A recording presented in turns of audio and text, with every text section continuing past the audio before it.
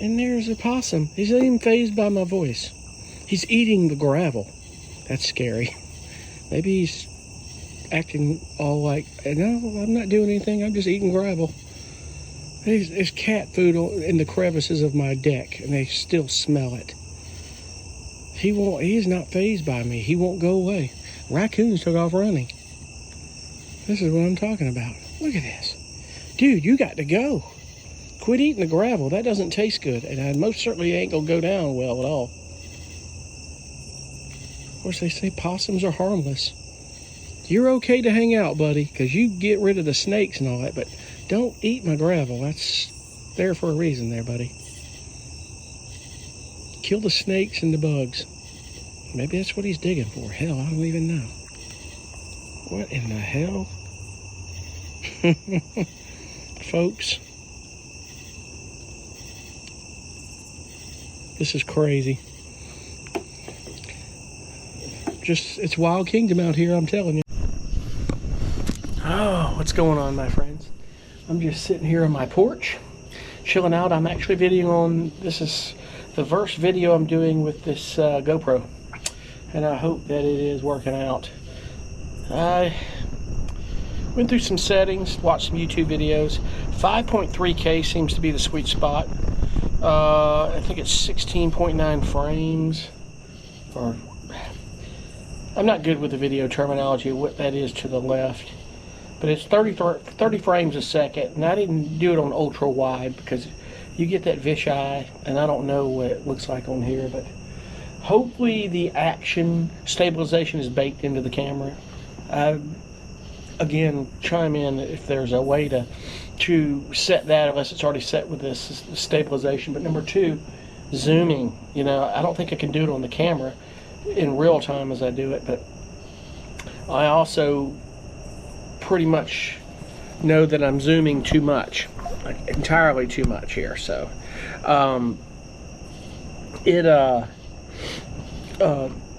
that can be annoying too, the zooming and the panning, so I'll improve that. With some suggestions with that, but I don't know about a pre-mirror or lens or whatever. I'm shooting with an iPhone and a GoPro, so there are lenses for the GoPro, but and forgive me because I got distracted. The screen went out here. I thought the camera died. I've got to change the sleep timer on the screen. I think that's what that is.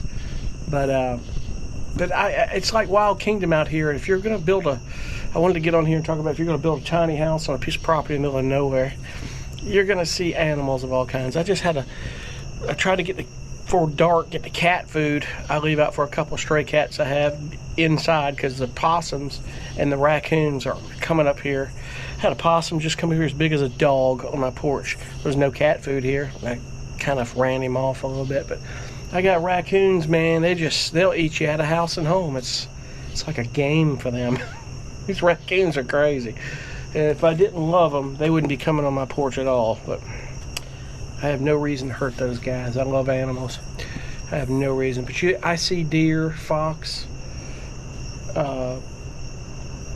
dogs, cats, rabbits galore, possums, raccoons, snakes, and the list goes on. And then this little guy right here.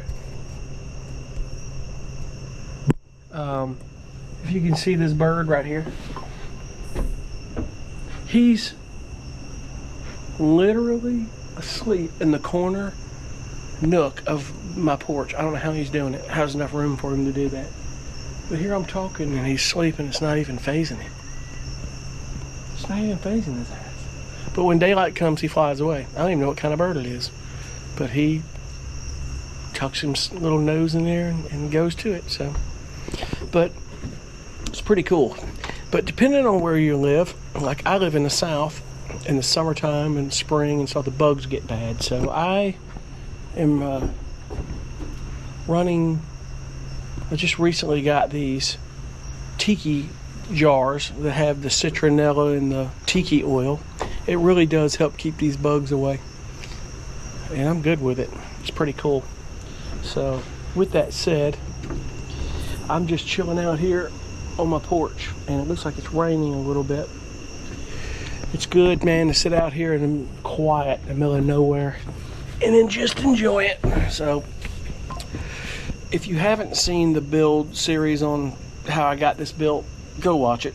It really is cool. I did the best I could to document this build and how it was done and explain, give you some advice based on my experience. You really need to, if you want to do a shed to tiny home conversion, you have to be very careful. You can't just buy these things off the lot. Got to have it built. You need to get plans, turn it into real estate, do it smart. I know some people just want to get one, put it on some land in the middle of nowhere and have no regulations, but there's a lot of downsides to that. You could really lose everything. Depending on where you live, in a moment's notice, something could happen. And you don't want to lose everything you put $30, $40, $50, $60, $70,000 into. I paid $33,000 for this property, but I got $68,000 in building this house.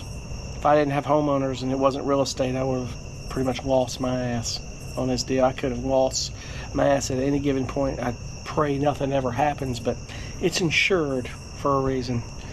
You know, they're not going to give you homeowners insurance if you don't have it as real estate. At least in South Carolina, I know in most states.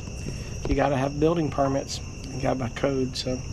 But anyway, I'm going to get off here. I'm just chilling out. I just wanted to test my camera, see how that was, and I appreciate you guys for watching.